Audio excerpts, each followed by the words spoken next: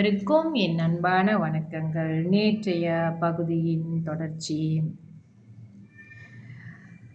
நமது இந்திரியங்கள் 5 ஒளி பொருந்திய விளக்குகள் ஆகும். அதுபோலவே இந்த உலகம் முழுவதும் ஒரு சக்தியின் கூட்டமைப்பு என்று இயற்கையில் அறிந்தவர்கள் கூறுகிறார்கள். அந்த சக்தி அசையா பொருளாக சிவமும் அசையும் பொருளாக சக்தியுமாக காணப்படுகிறது. இதை நம் சித்தர்கள் சிவனாகவும் சக்தியாகவும் கண்டார்கள். நமது உடம்பு சிவம், மூச்சு சக்தி என்பர் சித்தர்கள். நாம் உலகில் வாழ்வதற்கு முக்கிய ஆதாரமாக மூச்சின் வழியாக உயிர்காற்றை பெறுகிறோம். அதை சரியாக பயன்படுத்தினால் நமது ஆயுட்காலத்தை நீடிக்கும். மேலும் நமது மனநிலைக்கு ஏற்ப மூச்சு ஓட்டம் வேகப்படும்.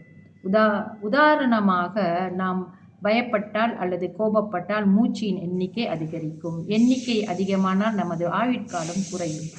இந்த தத்துவத்தை உணர்ந்தவர்கள் சித்தர்கள். இந்த பிராணாயாம முறையை சித்தர்கள் நமக்கு வகுத்து காட்டியிருக்கிறார்கள். மூச்சு காற்றை நம் உடலில் கும்பக முறையில் நிறுத்தினால் காலனை கடந்து நின்ற நீண்ட காலம் வாழலாம் என்றும் காட்டியுள்ளார்கள்.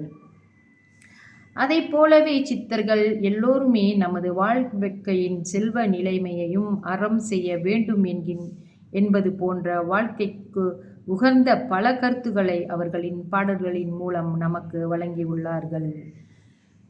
இதன் தொடர்ச்சி நாளையும் தொடரும். நன்றி, வணக்கம்.